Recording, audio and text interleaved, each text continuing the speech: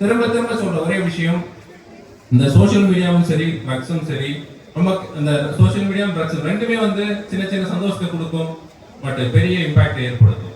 ஸ்பெசிஃபிக்கா சோஷியல் மீடியாவில் வந்து நான் சொல்ற விஷயம், நமக்கு வந்து முகம் தெரியாத நட்புகள் தேவை கிடையாது. நம்ம பக்கத்திலே ரொம்ப அழகான நட்புகள் இருக்கும். அவங்க கூட டைம் ஸ்பெண்ட் பண்ணுங்க, அவங்க கூட நிறைய விஷயங்கள் வந்து ஷேர் பண்ணுங்க. அது மட்டும் தான் உங்களுக்கு எப்பவுமே சீக்கிரட்டிவா இருக்கும்.